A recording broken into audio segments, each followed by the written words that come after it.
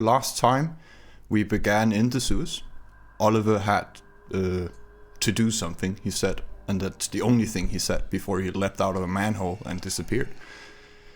You went to the Rebellious Fist to get cleaned up again and debrief Isa. And there was a lot of conversations with a lot of different people. I won't go into all of them, but the most important bullet points I feel is Gabriel's list of things that needs to happen at some point. You discussed robbing a private bank, the Bank of Midas. And burning it to the ground. Some people wanted to burn it to the ground, yes. Mm-hmm. And let me see here. Sorry. You're going to hack the university. Of course, you debriefed what happened to Gretchen, which led to Jake bringing down another thin blood corpse that was examined by Marie, and she confirmed that it was indeed a thin blood. And very alive thin blood, I think is the best way to phrase it. There was also talk of a haunted hospital, the Stonehouse Hospital in Dartford. But it seemed like that was lowest on your guys' list. And during the whole conversation, someone had to mention Nemesis, and she appeared, and there was a bit of an argument and some tension in the room for a while. Just crawls out of the TV or something. Gabriel talked to Luke and Emery about a concert for the elite, where the Anarchs could get some dirt on some very rich and powerful people. Where Luke would be the distraction, and Emery would figure out how to, get the best kind of dirt on them. Maybe with Alicia's and Marie's help. And perhaps other people who are, let's say, interested in technology. Oh, Alicia, yeah, she's setting it all up. Luke's just like make it happen. She's like, I got it. So. And Josh had a request that you break into the University of London to create a backdoor to their servers, and he told you guys it might give you access to mobile phones again. He needed somewhere to reroute the traffic, and I think that became highest on you guys' list because of hacking the bank and everything else, and just setting up a nice hub for doing illegal things on the internet. And before dawn, people got up to some various things. Luke set up, chance to feed, really. And Leo was, I think he was taking clothes out of the trash bag and trying to make himself as comfortable as possible. Do I remember that correctly? Yes. Just relaxing before dawn. Leo. Marie played a bit of Minecraft with Josh. Emery. And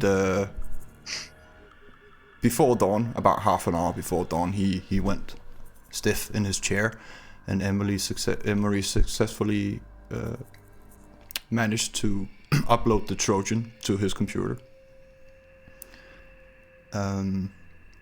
Dave went out for something, came back with the computer and went out again, and said he would be back before dawn. Maria went home, or I call it home, but your shared haven, and saw a ley line going beneath it, and you had a glimpse of a very large building glowing like a Christmas tree. Because of the roots going through the building.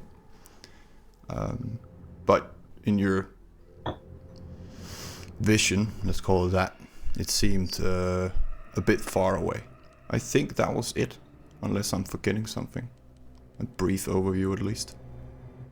At most, maybe we introduce a handful of NPCs or storyteller PCs, but other than that, I think you got most of it right. Oh, yeah, and Marie, I recall as well that you tried to figure out a way to, well, break down the wall to figure out what's on the other side of it in your basement.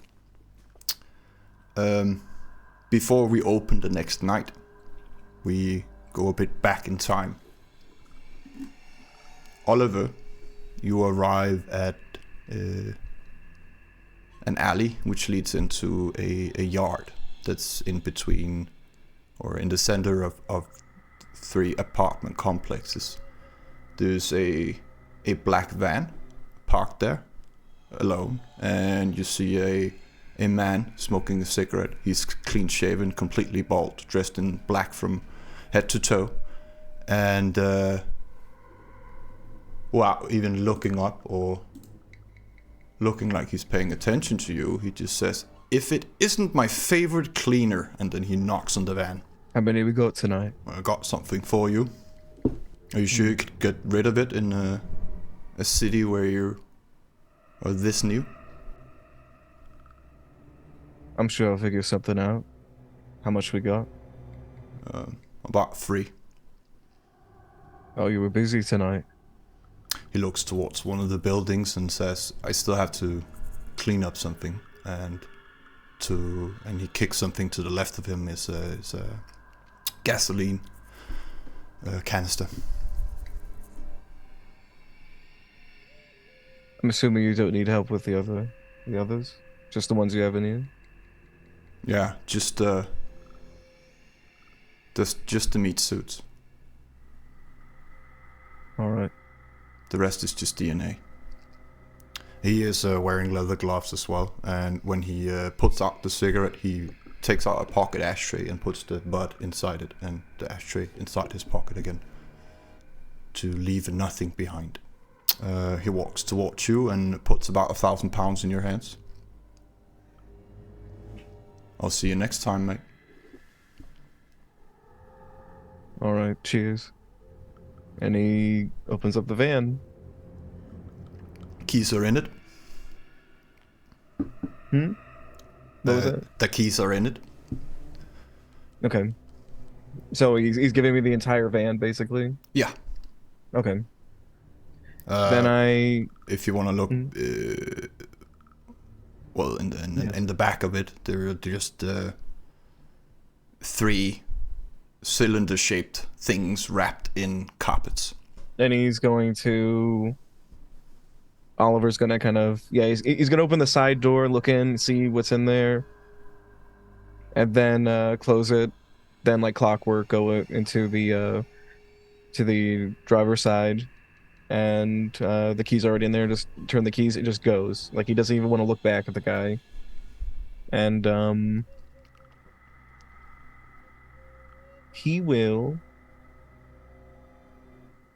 drive around a little bit looking for an undisclosed location where it's by the waterfront, so I assume it's like by the Thames. Yeah. But a place where he could be south side of it.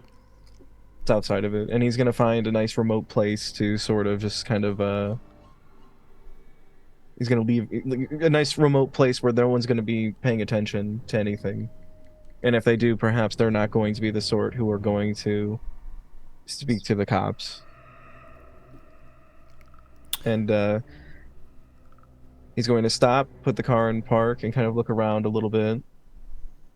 Is it right if I do like an awareness to just take a look around myself? Yeah. Remember to add your aspects. Yes. Wits, and then 1 for aspects. Alright, not too bad. Do I see anyone or anything, or... 3. Yeah, 3 is fine. About... For me, I'll take it. About 250 yards further down, you hear a couple of people walking around on a boat, but there's plenty of things obscuring their vision. But it's in the middle of the night on a Tuesday night, so it's not a busy time. and the ships usually come in the morning. So you think you have about 2-3 hours till the place starts swarming with people. All right. So what he will do is he will, I imagine it, like in the van, he could just go from the driver's seat to the back. And so he'll go in the back and he'll take a look at like what's in front of him. Are they in barrels or are they in like tightly bound? You said they're wrapped in carpets, you said? They were... Well, it's a man in his 40s, a woman about the same, and a kid about 15 years old. Looks like a normal white picket fence family, actually. But you see the man, he has tattoos on his neck and hands that you're not quite sure what they are, but they look like some sort of mafia or gang thing. It's very much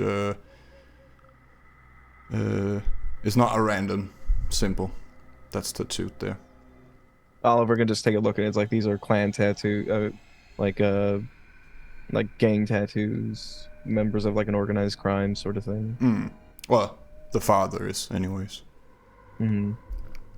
So Oliver just take a second and just sort of, he looks out the window of like the driver's side and looks back at them, and he'll pick up the wife and the son, the kid, and he'll wait for a moment and he'll dump them into the Thames. And then what he'll do is he'll go back into the van, and then he will... This is gonna get weird. He's gonna take off all of his clothes and fold them up neatly and put them in the driver's side. And then he's just going to tear into the one with all the tattoos. And he's gonna sate his hunger. He's gonna bite through the flesh, eat the bones, like crack the bones and eat like the marrow. He's gonna try and get everything he can out of this one guy and just go full zombie on him. Yeah. Well, you go back to 1 hunger, and you think if you put him on ice, you would probably have 3 or 4 feedings left. So then he'll take some wet wipes after he's done. I imagine it's like an hour of just like horrific shit. Like it looks horrible, looks terrible in there. And he takes out wet wipes and he wipes himself off. And like, is the van? This is like a burner van, I guess, if that's an appropriate term to use. Like maybe there's some company logo or some shit on the side, but it's pretty inconspicuous. Would I know that this is like something I'm meant to get rid of? He's not giving me the van. It's more like... Well, he usually sets everything on fire to get rid of it, but you could also just push it into the Thames. That's true. Yeah, so he'll wipe everything off. Let's see, what am I gonna do here? He's gonna make a decision. He's going to leave the rest of the guy in there, and then push the whole van into the Thames, with the knowledge that if he wanted to, even if it gets a little grody, he can still eat it, even if it's been at the bottom of the Thames for a little while. And that way it'll be kind of like encased in... Well, it's January, so yeah. Yeah. And so he looks around. He put on his clothes, of course. He kept them clean. And I imagine there's like a little bit of like red around his mouth, and he takes a moist towelette. Remember those? And he just goes like this. And then he heads back to the base camp. Well, the rest of them were headed to the Rebellious Fist. Is that where you're going, or are you going to your haven? I think he's gonna go to his haven. He kind of like thumbs the wad of pounds that he was given, and he's thinking to himself, like, if they get upset about him leaving or whatever, like they'll get a piece of this. So Yeah. and he'll go to the Haven. You'll see Marie before dawn, I can tell you that. But we jump scene. About the same time, there you are walking. It's about 1.5 hours till dawn, maybe. You're not scared yet. Walking around, leaving your notes and doing your thing, and then suddenly a man is just stood next to you. He's bald, about in his 60s. He's wearing a long blue jacket that seems out of time, and clean shaven, a bit scarred, worn face. Of course, he is in his 60s, but you do recognize Alistair Crowley when you see him, and he when he appears, he just says, "What, Dave? You keep messaging me. What is so goddamn important?"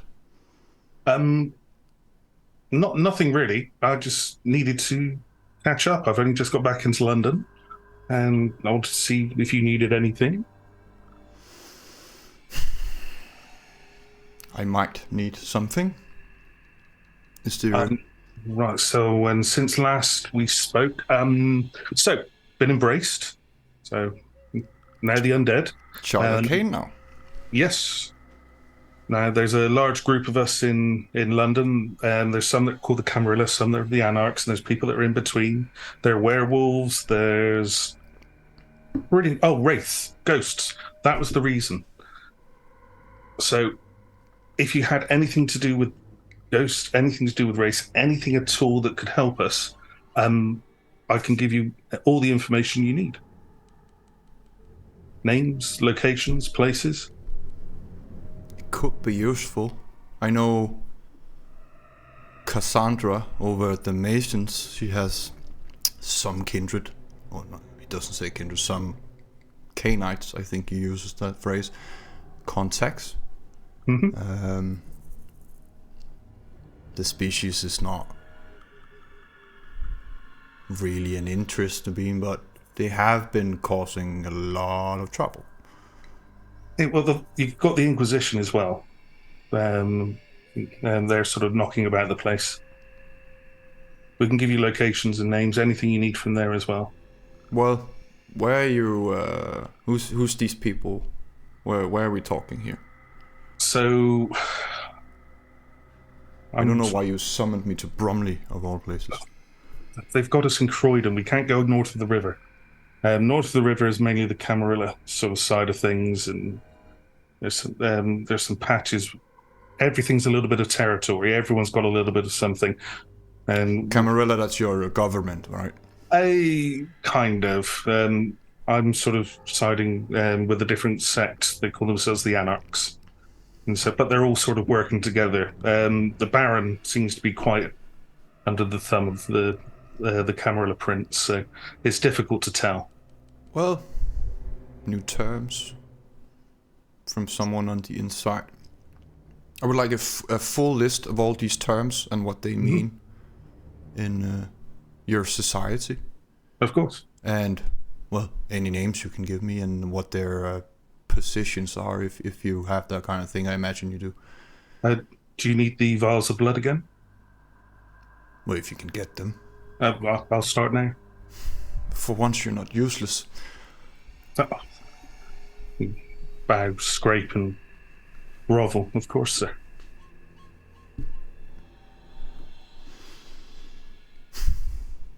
Quite interesting. How can I reach you better? One of the ones with me, she's very, very good with animals, with pigeons, which is how I've reached you so far. Well, you know where the Hermetic Order is located, so somewhere. Of course, sir. I'll give him the name of the bar where I left the noteboard messages for the other groups, in case he needs to get hold of me. And, well, if he could provide any information on how we can deal with these ghosts or wraiths or whatever they call them. Well, easiest. magic, of course, but their belongings have quite a tremendous power over them. Mm-hmm. Something they left behind. It could be an object, it could be a person, but it requires a bit of getting to know the wraith. Okay. I think there are some amongst us who could probably see them or even talk to them, so we should gain some more favour with these anarchs. I will have to leave it now and try not to bring too much attention to you, sir. I don't want to waste your time. Good, because it's pretty late and I was about to go to sleep. Of course, sir. Thank you. Again. He just shakes his head like he's a little bit annoyed, but also he looks at you before disappearing, like there's something new about you and perhaps interesting. And then he fades into some vapor, you think, a mist, and disappears. Babe will step into the shadows and head back. Yes. We go to the next night. Everyone do a rouse. I really don't like this.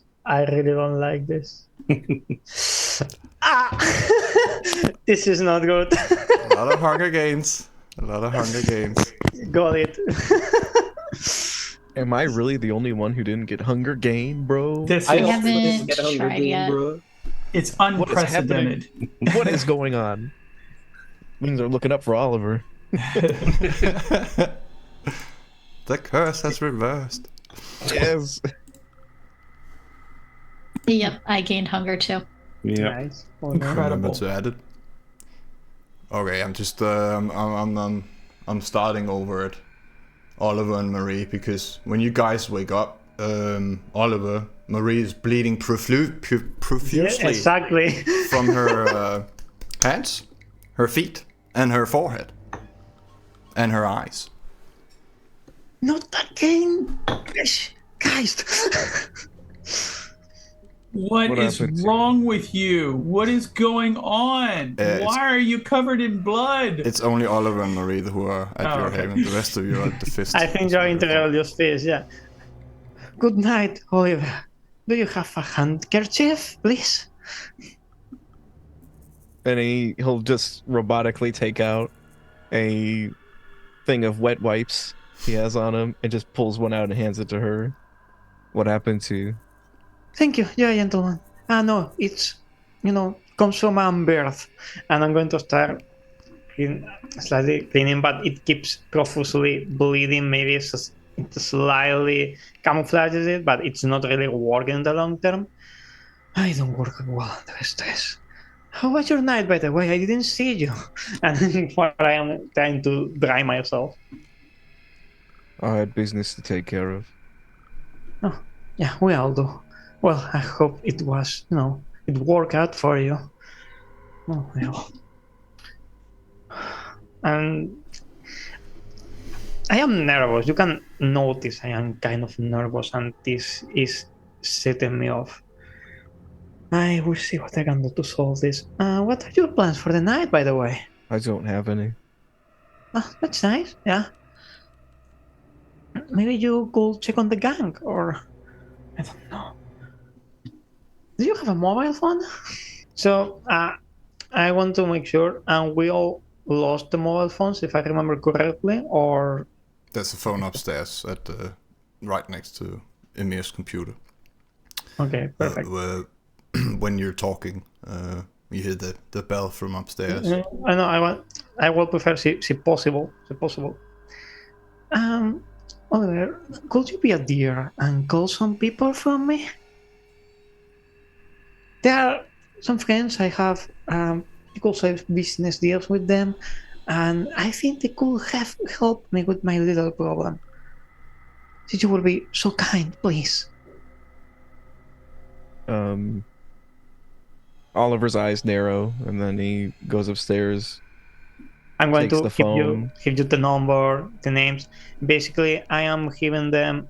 So inside of the job I did, I have like some really faithful clients with I know will be, since I get in contact with them, maybe not the first one, but one of them will be like, oh yeah, I have some spare time. Basically, it will be my herd, and I want to set up a meeting for today. Yeah, definitely. And giving him the phone so that I don't have to leave and be on the shop bleeding out like, oh yeah dear, how are you, and people seeing me. So I will remain down here before I lose of life and all that. Well, Emir's upstairs. He smiles when he sees you, Oliver, and evening, friend. What can I do for you? I need a phone. He hands you one.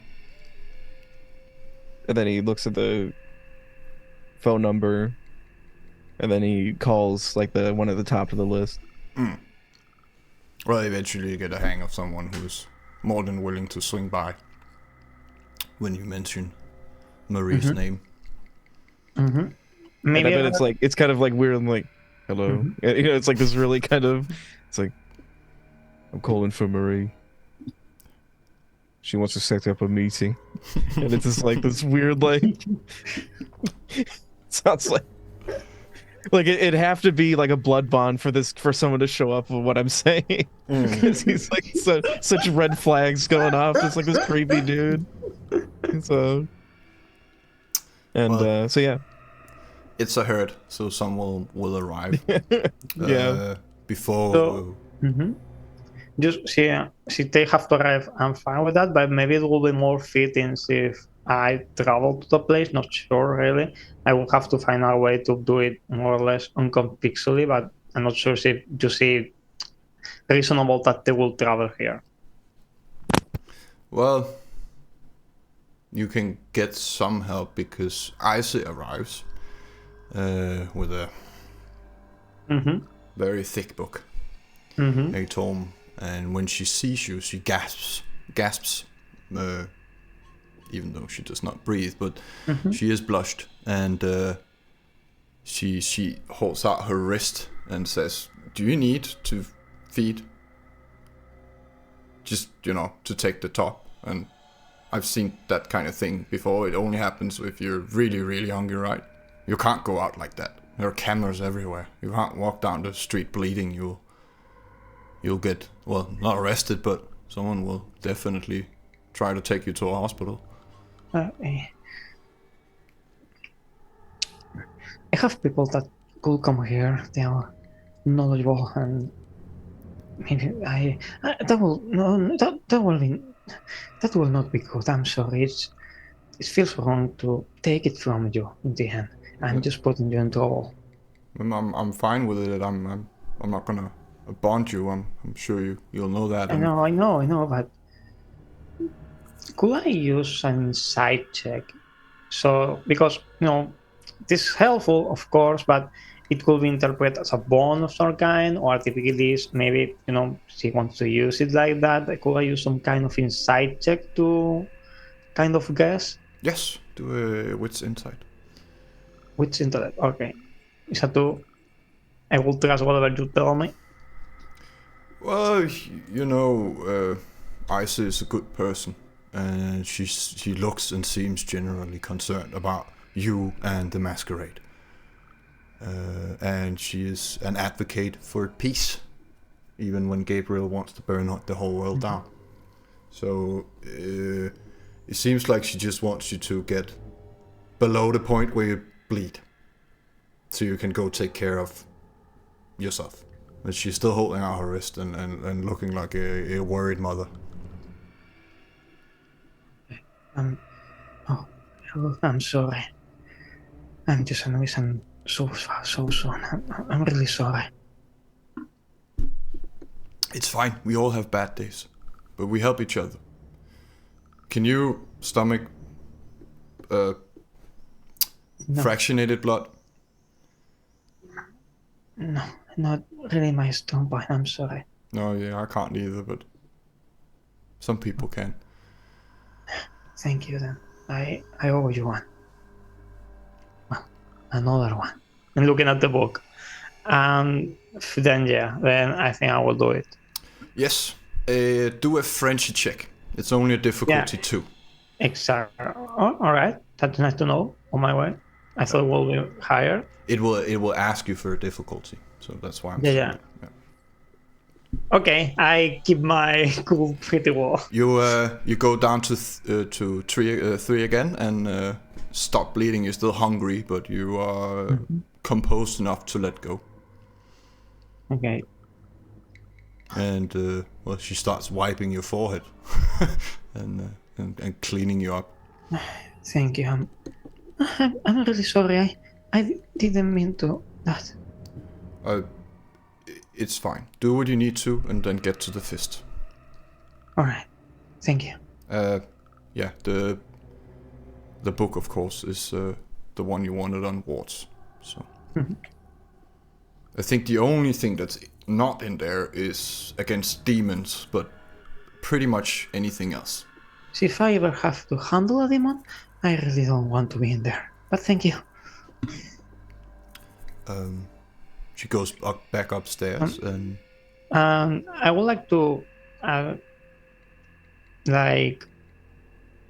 make like a point of, a gesture in order to catch her attention before she leaves. Yeah, definitely. I wanted to ask, has the one related to, William Richardson been informed? Yeah, All right. they have. It was not a fun conversation. And I'm gonna keep an extra eye on that particular individual because losing someone tends to get us closer to the beast. I'm sorry for what happened. It's not your fault. You did what you could.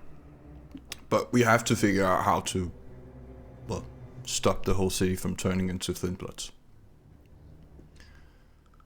Do we have any more info? Not yet. Well, I woke. The rest will wake in probably an hour. And I guess we'll find out when we get to the fist. And everyone is there. But maybe we can get a hold of Jake. He's the one tracking down anything. He's gangrel, so he's kind of a natural at it. I'm going to know. All right. And I would like to ask you one more thing. Do you know anything, or do you know someone else that may have knowledge of ley lines? I know a couple of things. Are you talking about... She points towards the wall. I assume you found it. They're spreading and have for about 5 years. They are... I don't know how to describe it, but they're branching out. Which is not normal. I can't tell you why, but I assume either Victor or the Prince has something to do with it. Charming. Well, I just wanted to let you know that there is one, but it seems you already have it, so... Well, this is a reason why that wall is there. You don't want to see what's behind it. Why not? It's a horrible sight. I guess my 2 doesn't give me any more context on that, right? My 2 from inside, I mean. Personally, I don't stomach very much violence or even blood sometimes, which is weird. But I can tell you there is a man chained in there.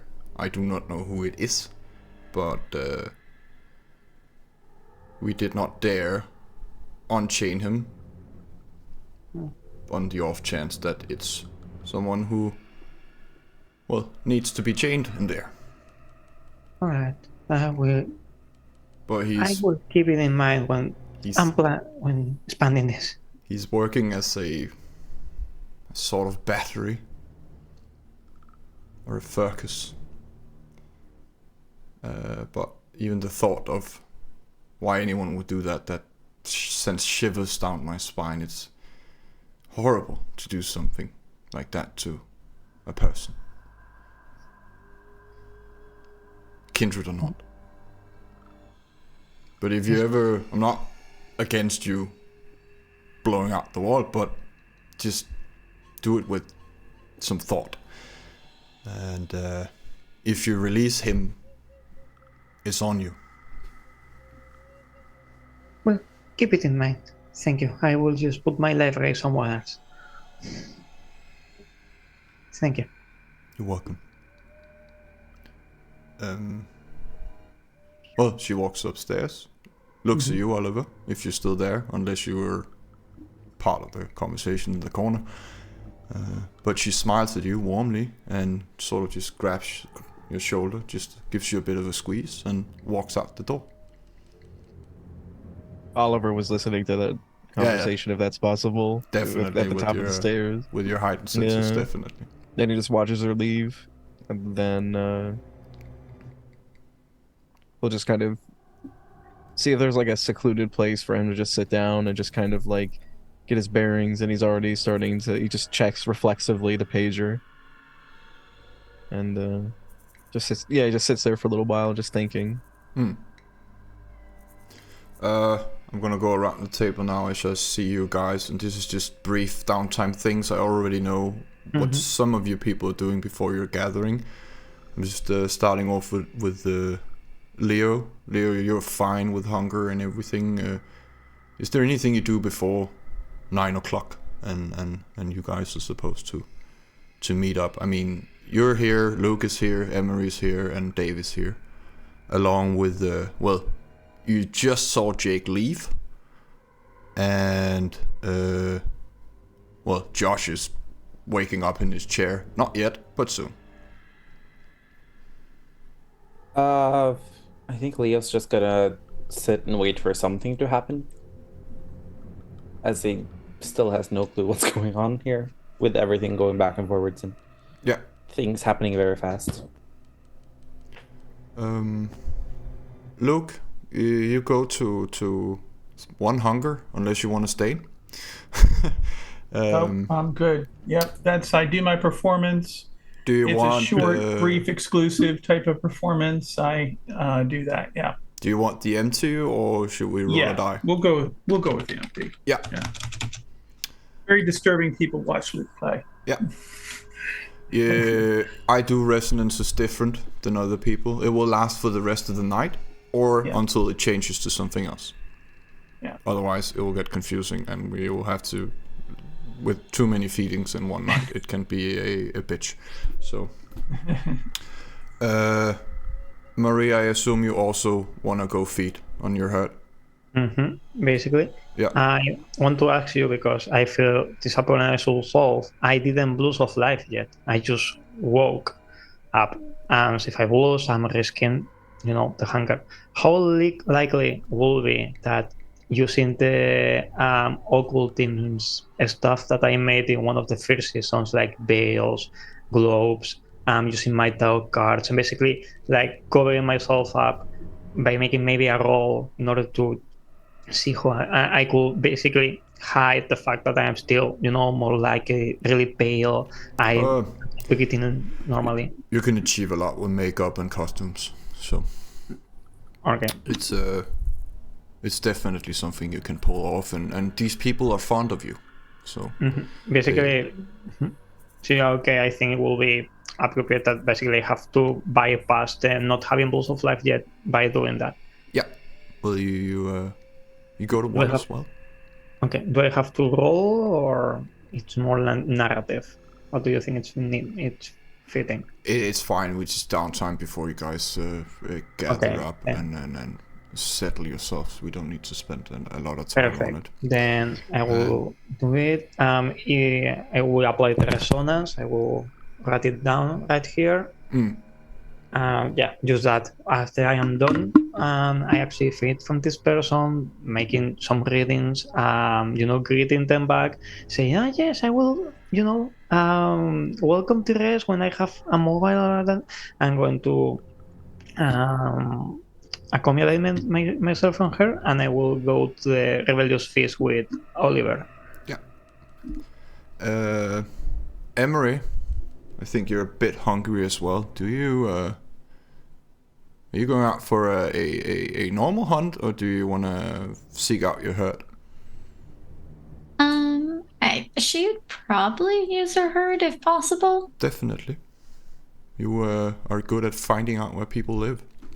So she would do that. She would use her contacts / use her herd and try to find someone locally. Anything else on the agenda before, well, everyone gathers? No, she's nope.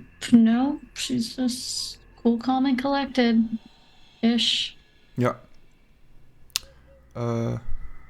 Oliver, anything you want to do before you guys drive to the Rebellious Fist?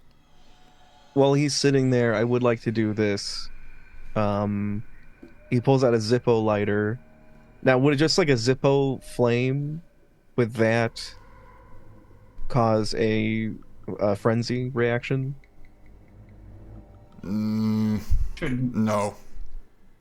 I think the lowest one is like a bonfire. So, I mean, STs play it differently, but I don't think a Zippo lighter should be. I mean, it's not unless you put it in your own face, right? or someone else's. Yeah. No, then it won't make you frenzy because the beast will only react if it thinks it's a threat. But if you're just like flicking it open and lighting a flame, it's fine. Okay, because he's going to. While he's sitting there, he takes it out and he ignites the flame, and then he will he'll look at it, and he's focusing on the flame itself, and he'll bring his fingers with his other hand closer to it, as close as he can before he starts getting scared, before they start feeling the heat, and then he pulls it back, and he's trying to bring his hands closer and closer to it, but every time he's repelled back by it, playing a bit of chicken with the flame. Exactly. Yeah. And that's what he's basically doing. He looks weird doing it, but that's what he. And then if anyone walks in, he'll just flip the lighter close and put it away. Dave, anything you need to do when you wake up? Probably just feeding. Yeah. Making sure a clear head. Grab a new notebook and then carry on. Any particular way you want to do it, or just a Honda road? Well, the quickest option. So he wants to get there in good time. Well, you're quite the looker, and it's usually not very hard for you to get a man or a woman somewhere private. Where you can just say forget afterwards. So shouldn't take any effort really. The Baron even allowed you to feed on the people upstairs as long as you're careful. And there are people upstairs. Not many, but there are people there. Fair enough.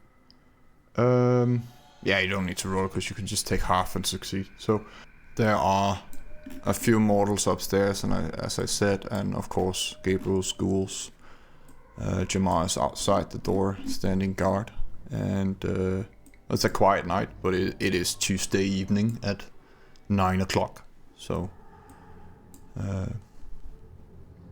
not really the day people go clubbing. When you get downstairs, you see a couple of people you haven't seen before. The first you probably recognize is Adrian, the red-haired Ventru Primogen. She's wearing a white fur coat.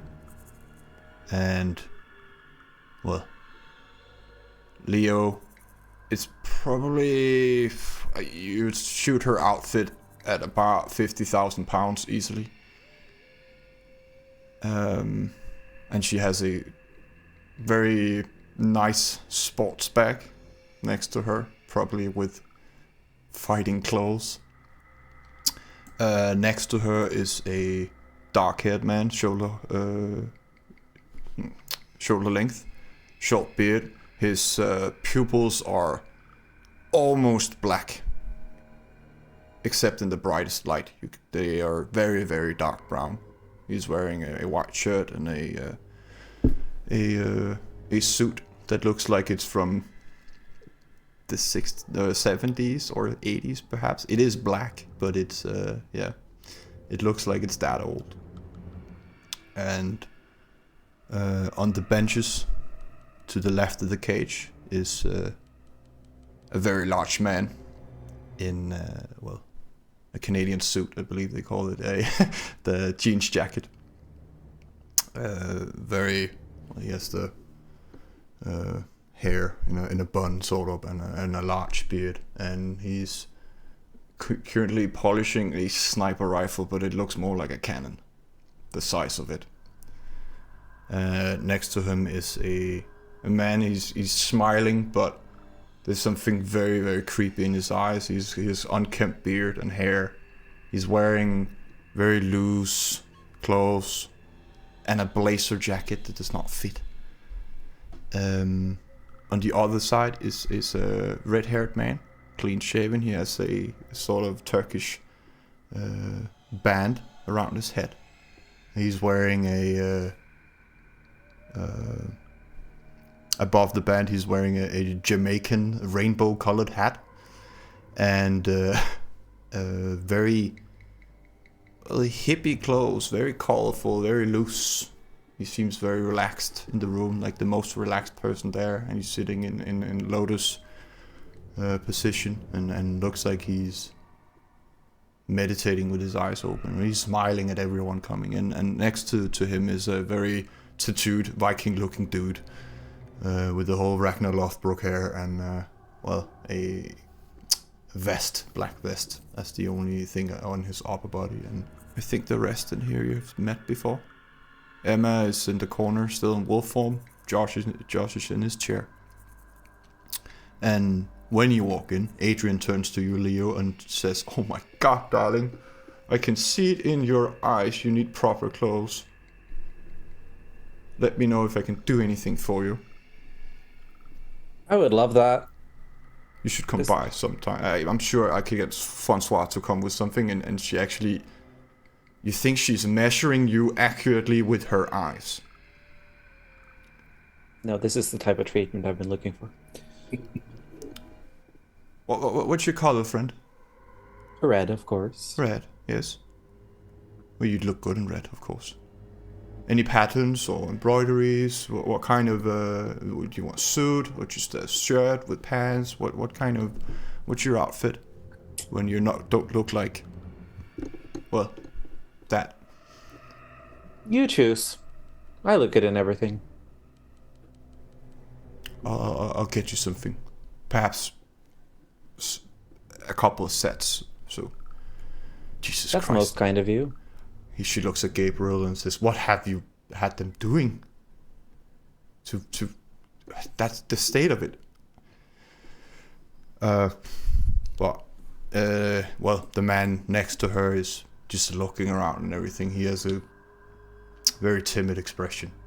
Like, he's not angry or happy or anything. He's just very stone-faced, really. He's twirling a cane in his hands and nodding at everyone as you enter, just as a gesture. And Gabriel walks towards you guys and looks at Oliver and says, "Is Ollie caught up on all the things? Or do we need to do a brief thing?" Oliver kind of looks around and... I mean, so you're okay. I could have blamed you, out of, while we were traveling here, I could have, briefed you in what happened. So you're okay with that. So you want to ask immediately or tag in, go ahead, but I think I would have told you. I prefer you do it that makes... in character, because Oliver was not here the last time, so it might help with actually having the conversation and including him in it. At least some parts of it. I mean, right. So I imagine as they're like walking to the meeting area, She's just like telling him, gesticulating about like what happened and everything. Exactly. And he's just walking. So you are okay with that? We could be more as in a group when I'm actually, briefing him in case I missed anything. But Yeah. so we can proceed. Well, the main thing is, of course, you're breaking into a university tonight. Exactly. But there was also, maybe you're more excited about that, Oliver, but there's a talk of a bank robbery. You said you needed money, so... Yeah, I will proceed with it. You are okay with that? Yeah. Okay. And the potential of fire. Well, exactly, yeah, of course. So, ignoring the possible arson solutions that were suggested, basically, there have been more trouble with, and whenever I try to use some kind of jargon of kindred and all that, I will make sure it's either a space of time where there is no one nearby, or we are in a really crowded place and no one is paying us attention. I'm going to try and subtly hide behind that. So when just like with what happened when we entered the house, it seems there have been more problems like that around the city. We are unclear on what that means. So you have an idea, feel free to share. We also have been planning to pay a visit to the university, to the bank.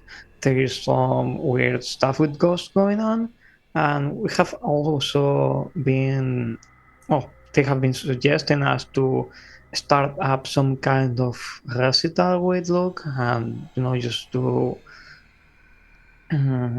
entertain some people with really huge wallets and make a use of it. And finally, they invited Fightclub. So yeah, we have a lot on our plate. Gabriel says, and they really want to go arson with it for some reason. Please don't give them more lineage on that. I beg you. You seem like a good guy, Oliver. Please. Gabriel says, I don't know why they want to burn the gold. I'm keeping some of it at least. Mm-hmm. If there's gold, we should keep it.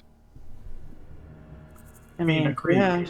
I'm wondering if we could go to a less crimey route, but no one seems to be much into it. What do you think, Oliver? Don't you think we could, avoid crime as a point? You seem like a nice guy. He just looks at her for a second. She says he's a nice guy, and is like, yeah, like that. And then he, unoffensive, unless we are talking about grannies, then pretty dangerous. But see. I think we need to do what we need to do to survive. And I think with some gold, not gold that's been melted down into scrap, we could probably thrive instead. It's worth putting a little extra effort into to acquire it. I mean, you're right, but maybe we could, have a night job. Wait, what was that? Sorry. Maybe we could, find a night job. All of us. A night job. Gabriel just says. Like anyone has time for that. And you're suggesting so that we don't have to barter in a bank, but okay. Adrian says, if you need money, you can always borrow. The important word there is borrow. Well, I'm sure there's going to be interest. Boons for cash. It is the prince's money after all. Can't just give it away. And what's the exchange rate on that? It depends on how much you want. But I handle the finances and the real estate. So if you need that kind of thing, come talk to me. Unless it's within this hellhole. Gabriel's just smiling at the remark. But if you want to come, north of the river, let me know. It'll be a Camarilla rules, of course. But that's not up to me. The prince is strict on these kinds of things. Oliver will look at Gabriel in this moment, like the leader of the Anarch movement, and just kind of shoot him a look after the offer that was just extended by the Camarilla. Does he have any reaction? Does he even notice Oliver looking at him? He's just shrugging and shaking his head like it's like she just tried to sell you shit. Okay. Because Oliver right now is trying to gauge like how much freedom he has, being part of the Anarchs. Like, are they going to have a tight leash on him? He's still trying to suss it out. He doesn't really trust anybody here, so he's just kind of like looking at everybody like they're about to attack him. Mm. And he just looks back at the Khmer agent. And he's like, "I'll keep that in mind." Well, the whole room is looking, even the strange faces, quite interested in what's going on. Two people on the left, Björn and Hugin, they look like they're about to burst out laughing, but they refrain from doing so and instead just start whispering amongst each other. And Sean and Martin. Sean seems like he is preparing mentally for a fight, and like he's looking at the floor and kind of like wobbling his head a bit, like he's listening to music, but there's nothing in there. He seems really focused at the moment. And Martin is just looking at everyone and just smiling and being super friendly. Nobody's blushed down here. Martin looks like a sick mortal. He has color in his face. So what does it look like they're all doing? Well, paying attention to you guys, really. They haven't seen you guys before. So we're just kind of being stared at? Yeah, except for, Sean. And it seems like Björn and Hugin are, talking shit about Adrian behind her back. Yeah. Okay. Hi. This is a nice little gathering. And, the man with the cane in the suit is just looking at the whole thing, like one eyebrow raised, and then he says, "Shall we, get to it?" He looks around. "I am Mr. Aldrich. I am the keeper, and I am here because, I have to be. It's my duties. We are having an illusion, so if you have any questions about that or the rules, feel free to talk to me about it." Wait, right here? I don't care. I have nothing against the Anarchs. I just play for the winning side, really. And Gabriel is just... The eyes roll back into his head, briefly turning Luke's eyeballs white. It's like, okay, you're clearly on something. So I'm just going to go over to the couch here and sit down because I've already dealt with the Herald, and you don't seem any better. And then there's the Warlock, and I'm just better off not dealing with any of you. So. Well, he's looking around, sort of trying to figure out who you are, and from at least the superficial. Unless he's compelled, Luke isn't even going to introduce himself. He's just going to sit down on the couch and do his very best to just kind of melt right into it.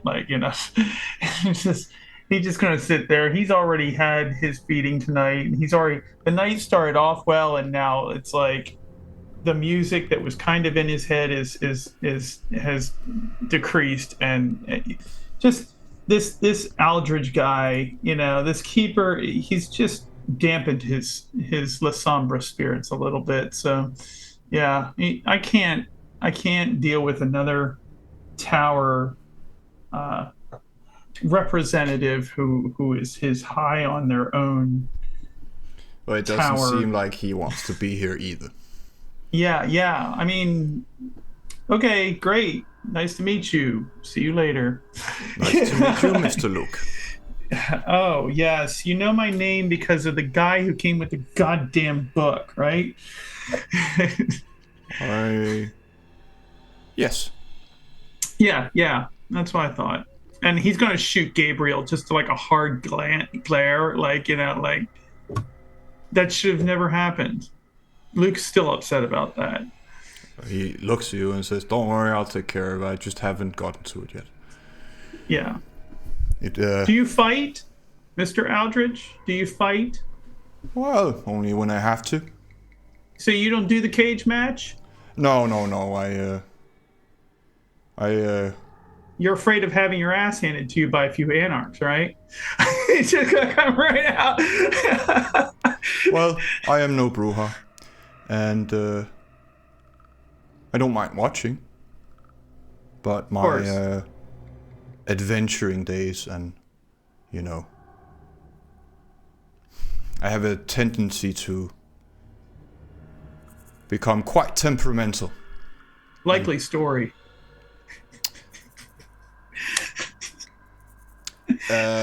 Mr. Aldridge is an open book. You do not need to roll insights on him in any way, shape, or form. He cannot lie. Just our character. Everything I'm saying he does is true. Yeah, Luke is just poking him now. He's just kind of, he's trying, and he's every time he says one of his remarks, he kind of looks again at Gabriel to kind of see, what his reaction is, because he's poking the bear here just a little bit in front of all these anarchs, just to see how Gabriel's reacting. Mr. Aldrich, is there any kind of, levels, as in not heavy wave, not a medium wave, maybe not even light wave, maybe something like feather or flea wave? Flea wave. I wouldn't know, Miss Marie. I'm just here to make sure no one uses disciplines. Oh, okay. Sorry. It's just a question I had, because it seems fun, but... Gabriel interjects and says, no, we just fight. You get your ass kicked or you kick someone's ass, and Martin is over there to patch you up, and he's... I prefer to watch the ass kicking. Thank you very much, then. But Mr. Aldrich just says, again, well, I'm just here to see if everything is going according to Elysium rules and everyone is happy. You might not believe me, and I know some people think I'm pretentious, but really I'm just old, and I have a tremendous amount of respect for your philosophies. I have seen them fail too many times. And the Camarilla can be hell, but if you work hard, you can make it a better place for yourself, at least. But I tend to just stay out of it. Of course, I have to do my duties, but I'm an archaeologist and antiquarian first and foremost, and master of the occult, of course, without being Tremere. And as he says Tremere, you can see contempt. He does not like Clan Tremere for some reason. That's bad. Maybe it's not contempt, maybe it's jealousy. You're not quite sure. Josh turns in his chair, smiles. He's about to say something, but then his eyes go white and his voice changed to, well, his narrator voice. I was walking down the street and saw a large building. It was a nice place, Victorian. Had a good facade, but there was a sense of dread in the air, and the stench of death. I could sense the women inside, young women, slaves to the man. Who was this man? And then he just blinks his eyes and says, "Hi! Sorry, I was Minecraft." Luke's gonna just... How does that game work? How it works? Never mind. I'm sorry for interrupting you and your strange ramblings. What ramblings? Nothing. He looks genuinely confused. And Gabriel is also looking at him like he's thinking really, really hard about whether or not he should engage in this. And he just says, "You alright, mate?" And just says, "Yes, of course. Why wouldn't I be?" Mm-hmm. Sure. Talk about that later, I guess. So, and Luke is just gonna flippantly speak up again. Mr. Aldridge. Yes, Mr. Luke. Do the Camarilla come down here at all? Is there like any kind of friendly competition? As far as I know, town? it's only our dear Primogen and myself when I have to. So nobody else has ever been called out and come down here to settle their differences like civilized people? Oh, they get shot when they cross the border, so no. It's kind of like again to Gabriel's like, you ever think about setting that up a little bit? You know, just like Anarch versus Cam cage match right now. Oh, plenty of times. But not in a cage. In a large building covered in vines. But unfortunately, I care too much about my people.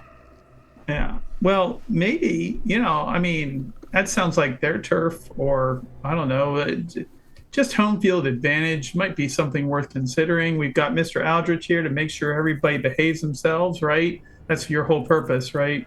And so, like just a friendly competition, as it were, just I bet there's at least one or two of us here that could really make an impression.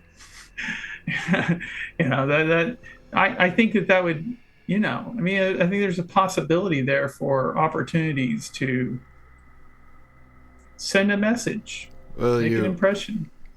Most of them think of us as scum, and they would never set a foot in this kind of place. But it would be kind of fun. I hear what you're saying. Get a large arena and just Right. I've suggested that before, but it's like they don't like fighting or don't think they can win. If I may, like maybe it's just a matter of motivation. Maybe if you just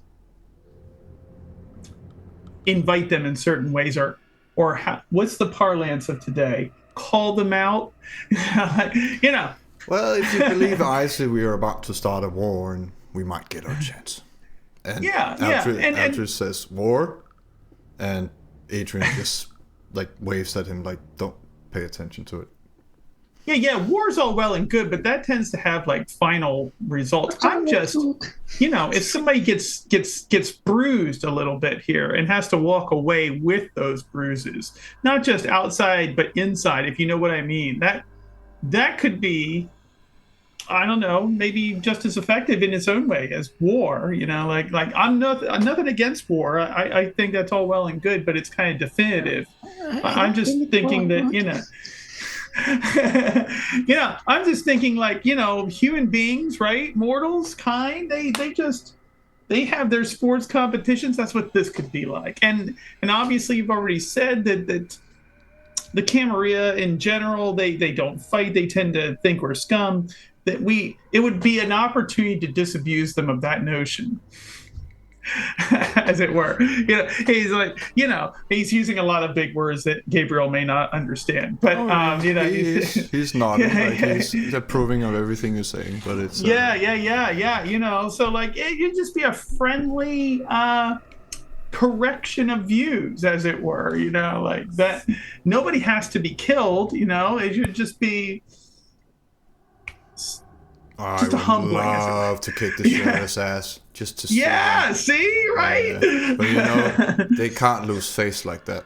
Then people would lose respect for them, and they would lose all the power they actually think they have. I see, yeah. And that's what would happen, isn't it? He just winks, like Definitely. I took the arm of the Scourge once without her even landing a blow. Do you still have that? Like, is that a trophy, or did you give it back? It's ashed. I tried. Okay. I tried, but it ashed. Okay. Well, that's well played. That's well done. I approve. Representing. Adrian is actually smiling at the conversation. Like she's not even offended on behalf of the Camarilla, and Aldrich is just, looking at everyone and seems like he's drifting off to better places in his mind. A large stack of books, perhaps, and a nice cup of tea. Disassociating, right? I get it. Yeah. But Gabriel looks at everyone. I didn't gather that anyone wanted to fight tonight, right? You had other business at the university. I mean, Luke is going to look very briefly at Leo, just to see if there's any reaction there. Are you going to do some sick capoeira or whispering to Leo? I got to kick your grandma in the face last night. I'm good. Okay, yeah, sounds like a good argument. So we live now. Lost a great pair of pants in that conflict too, I think. Yeah. Sean finally gets up and looks like he's actually paying attention to what's going on, and he says, "I'm ready." And well, he has an Irish accent like Gabriel, and Gabriel just smiles and says, "I know you are. Just patience." That's the caitiff I talked about, the one who I took in. No sire or anything, so kind of left on the street. And the Camarilla would have probably hunted him down like he was thin blood if he didn't, tripped on my doorstep. And Martin over there, Martin's still waving, smiling, and says he's really good with, I don't know how the fuck he does it, but he can patch us up. Like, actually heal us. Wow. Mind and body. Really? That's actually nice. Well, Martin says, well, after a while it starts to hurt me, but I don't mind it. And Sean says, I do. You're here to patch me up. And Martin says, well, I can, help everyone if they need it. Interesting.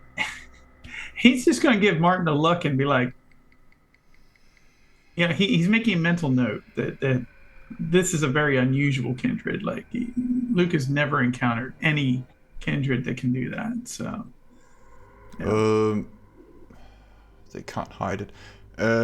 Emery and Marie. Yes. You can see the eye beneath the band because they can't hide it. Perfect. All right. Making a mental note of that. I'm going to really regret one of my early quotes in this campaign, it seems. But okay. Good to know. So, shall we get going? Fuck. He looks at Adrian and Aldrich, the Baron, and says, let's go upstairs. Aldrich, cover your ears. And he says, I wouldn't dare to listen. You don't believe Josh, it, do you? he just turns up some death metal in the room down there. Nice. So you can't even talk without yelling at each other. And you get up to the office, and Gabriel leads you into the music store that most of you haven't seen before, where Teresa's just standing behind a computer and tapping away like she's doing, I don't know, today's accounts or something. And she looks occupied. She just says, hey, and she walks in without even looking. And Gabriel crosses his arms and looks at you guys, and like he's listening, and says, I think it will be loud enough. I just want to know your plan before you go there. I got you a car. It's a van. I know it's not ideal, but you can all fit in it. The plan for hacking the university. Yeah. Are you just gonna wing it, or is there? Oh, no. I'm gonna winging it. That's not how we do, right? We're professionals. So I would. Wink. So he's going to say, Alicia has some skills. She can help with it, but I trust that I've noticed how Emery seems to have some capabilities with technology as well. And so I figure between the two of them, and maybe even Josh could help. So you're okay with that? I could lend a hand as well. I'm sorry? I'm sorry. I think I can help as well with. Okay. Yeah. That's just yeah. So that's 3, potentially 4 people that we that have the kind of skills to be able to take care of this. Any need or reason for us to go there. I mean, I can go ahead and get in and out of places well enough without being seen. So, well, as far as I I don't understand the whole computer thing, but as far as I understand, you need neither to, do you I. need I'm to a get little bit worse into from it. you need to get into a server room and Yeah. upload something. Which is totally fine. I mean, we got into And just says it can't be done from outside, whatever that means. yeah. Yeah, so we'll just break in. That's not a problem. We're going to break into a bank. So, I mean, we're good for it. I think we can get this job done. And as soon as we do that, we'll have full technological capabilities in a way that we haven't before and be able to bring those to bear on the bank. Easy peasy, lemon squeezy. We're going to go ahead and get this done. Just like putting a polish over it. We're going to need some sort of distraction, though, so they don't look for what we've done. And that is where you come in, Dave. I trust that you are able to do that. You seem like, what's the term? A fire starter, as it were. It And doesn't just have to be fire, anything at all. So right, fireworks, right? So yeah. Wow. So yeah, I think you're perfectly capable of causing just a wonderfully colorful distraction. Out of chatter, it was the University of London, right? Or was it something else? Yeah, Perfect. definitely. Gabriel, it's in Camden, which Okay, means you'll cool. have to drive Right. a long way around to not go through Southwark and the other domains. Fortunately, it's right next to Mr. Aldrich's domain, so you might be able to strike some deal with him. Right. Teresa, she pulls out a map, she just turns the computer. I put it on Discord as well. And she says, unfortunately, it doesn't seem like they have an IT department. So that it's probably, I don't know, there's tunnels beneath or something. Could I use maybe some kind of role, like maybe being university academics or maybe survival or streetwise? See if I have been there in order to have an idea of the mapping of the place and maybe if there are some entrances we could use. Yeah, let's do academics. It seems the most fitting for university life. It's not really, All right. yeah. No specialty, of course, because this is... Yes. There we go. You tell me. He's been there. He actually here's what happened. I mean, or I'm sorry, she's been like Marie has probably gone to a conference there. was involved with the plans of building the tunnels. Right, exactly. Yeah. I got to look For at the the plan. audience playing at home, eight crit here, 8 successes critical. So yeah. it is. It's on the side. Yeah, it will crit. Well, you have probably taken a course or two there, I imagine. Yeah, I mean, yes. And Actually have You studied. don't have the as most of London and even Paris underground. It's layers upon layers upon layers. But you think that there should be multiple entrances, and all the buildings should actually be connected beneath ground. So you just you're pretty sure that you just have to pick a building and you will find a way down. Right. You don't know where the server room is because you've never been there, but you definitely know that there are multiple ways to get down there. Actually, if it still helps, I studied in the University of London. I believe you. I've never been there. I'm going off imagination here. So See if we can, use background because that's to start with why I suggested the role. I have studied there, so it's not like you're a student and you automatically know what the server room is. But I have been around there. I have been on those halls. yeah, So see if that helps you and that you think it's, at the very least I will know the place or the phone where it will be. you're also good with computers, so it's going to probably be below ground. It's going to be a large room. It's going to be very cold. So that could help you guys. So I'm going to, start. Once I see a tiny bit of a space when they asking, how are you going to join? I will start talking about entrances, the halls, how they usually look, how much people there usually is, and where I suspect there could be the server room based on what I have heard or have been. Well, But if they're just an smart, idea, would just be an in the idea. center. So while that was happening, I saw Leo shaking his head. And I wonder if that was actually in reaction to the mention of the term underground. yeah. Because Luke is feeling the same way. Oh, no. It's not sewers. Okay. That's a step. That's a step in the right direction. Please don't. It's fine. It's just dusty. Okay. Just I hope. Yeah. No, it's sewers. I'm I don't need to breathe, but I'm controlling my breathing. So, yeah. But yeah, again, Emery and Marie, if you can't get in from the outside, it's probably in a closed network, but all the cameras shouldn't be, at least the ones that are connected to CCTV. I'd rather not take Alicia if we need to actually go there. But if there's anything she can do at a distance, I'll have her do that. I'm not going to take her in with us. So, well, she could be your guy in the chair. That's right. That's exactly what I was thinking. Guy in the chair. But you know that you would have to give the headset to someone else because it can blah with you, right? So right.